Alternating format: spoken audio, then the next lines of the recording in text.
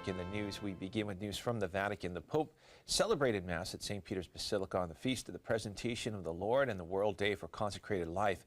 In his remarks during the Mass, the Pope, speaking as a fellow member of a religious order, urged religious to keep alive the faith, hope, and audacity of the men and women who founded the orders to which they belong. The Mass began with the blessing of candles, celebrating the presentation of Christ as the light of the world. Rome Reports has more from St. Peter's Basilica.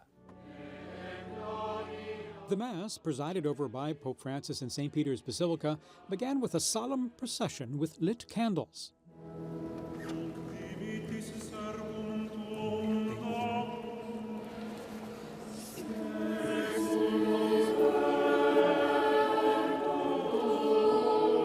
In his homily, the Pope explained the mission of consecrated and religious people.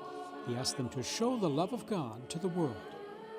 Metterci con Gesù in mezzo al suo popolo, non come attivisti della fede, ma come uomini e donne che sono continuamente perdonati, uomini e donne uniti nel battesimo per condividere questa unzione e la consolazione di Dio con gli altri.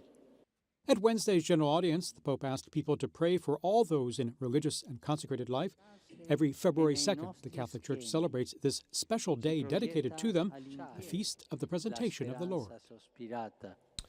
Looking now at news from around the world, in a letter addressed to Catholics of the Manila Archdiocese, Cardinal Luis Antonio Tagle urged them to tell their lawmakers that the death penalty does not deter violent crime, could potentially legitimize violence, and that life is a gift from God.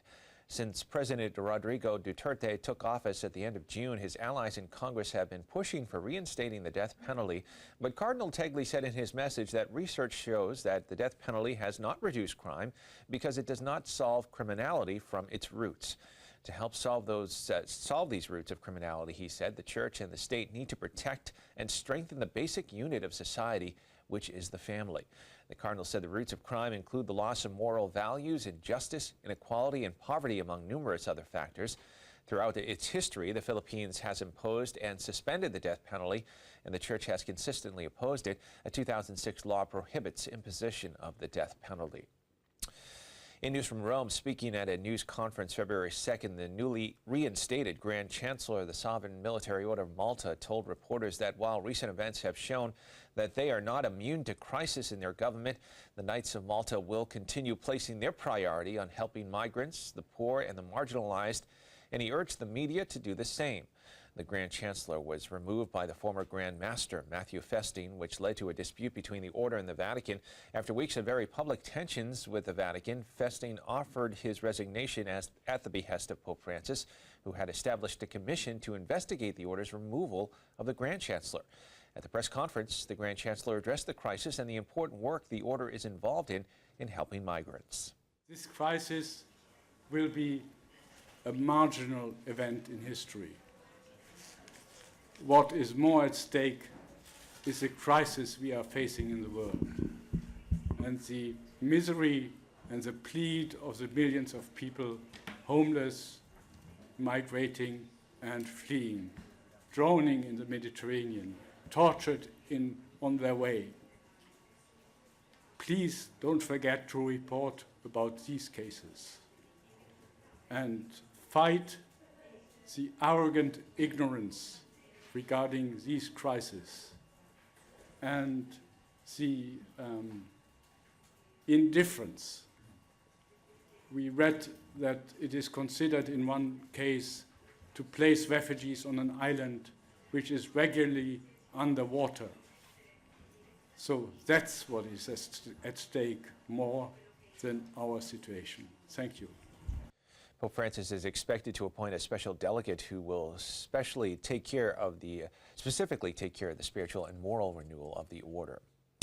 And finally in the news, in his remarks at the 65th Annual National Prayer Breakfast in Washington, President Donald Trump said that the quality of our lives is not defined by our material success, but by our spiritual success.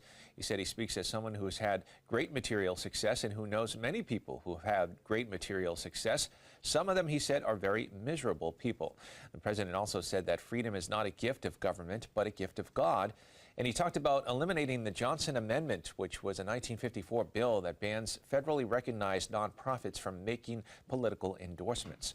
Freedom of religion is a sacred right, he said, but it is a right under threat all around us. The annual breakfast was attended by about 3,000 politicians, religious leaders, and dignitaries, including King Abdullah of Jordan. That is all the information we have for you at this time. I'm Kevin Elson. Don't forget, you can keep up to date on Catholic news throughout the week with Catholic Newsbreak right here on the Catholic TV Network.